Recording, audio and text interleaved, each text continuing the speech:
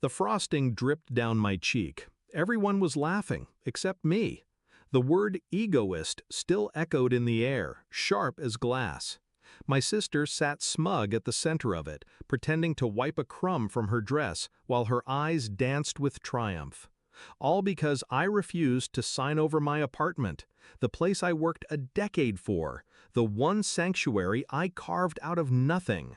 They wanted me to hand it to her, the golden child who never worked a day, who floated from mistake to mistake while the family cushioned her fall. When I said no, they called me greedy. When I stood firm, they called me selfish. And when the cake hit my face, they laughed. I didn't. I only smiled, wiped the cream from my cheek, and in that silence between their laughter and my next move, I decided their fate. It hadn't always been this way. I used to believe family meant protection. When I was little, I shared my toys, my allowance, my room with my sister, because I thought love worked that way.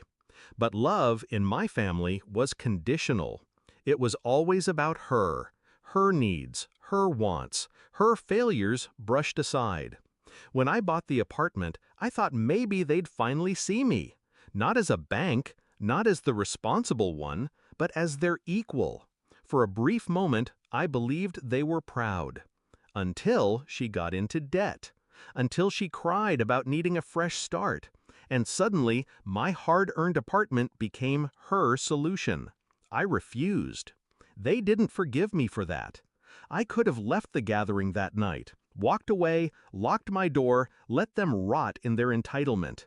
But walking away would mean they'd keep painting me as the villain. No, I wanted something cleaner, final. So while they laughed, I quietly set my plan in motion. Step 1, paperwork. A week later, I met with my lawyer. Not to protect the apartment, I'd already done that, but to transfer it into a trust under my name, airtight, untouchable. If they wanted to fight, they'd lose before they started. Step 2, the will. They didn't know I'd rewritten it. Every cent I owned, every asset was no longer theirs to claim. The apartment, the savings, everything. It would go to charity, not a single dime to the people who spit on me that night. Step 3, silence. That was the hardest, but also the sharpest blade. I cut contact. No explanations, no dramatic goodbye. Calls went unanswered, messages ignored, birthdays forgotten. To them, I vanished. At first, they mocked me. She'll come crawling back. But weeks stretched into months, and I didn't. They realized too late that I was serious. Then the cracks began to show.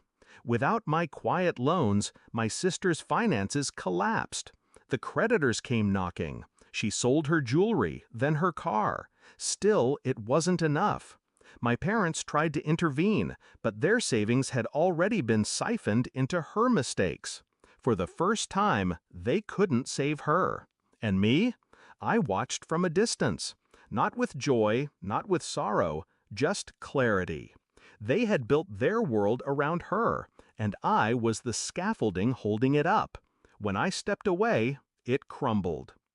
The confrontation came almost a year later. My father showed up at my building, thinner, older, his pride stripped away. He begged me to reconsider, to forgive, to be family again. I looked him in the eye, calm as steel, and said, "Family is supposed to protect you, not throw cake in your face when you stand up for yourself." He dropped his gaze. He knew. The golden child? She reached out last. Pregnant, abandoned by the man who promised her salvation, debts mounting higher than her pride. She left me a voicemail, her voice cracking. "Please, I need you." For the first time in my life, I didn't. I let her words hang unanswered, like all the times I begged for fairness and was met with silence. My revenge wasn't loud. It wasn't dramatic. It was absence. The one thing they never thought I was capable of. By removing myself, I forced them to live in the reality they created. A world where I wasn't the scapegoat, or the safety net, or the villain. Just gone.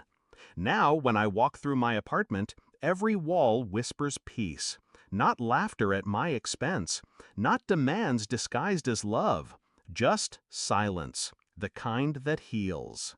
Do I miss them? No. I miss the idea of them, the family I wished I had. But the truth is simple, they never wanted me, only what I could give. So I gave them exactly what they asked for, nothing.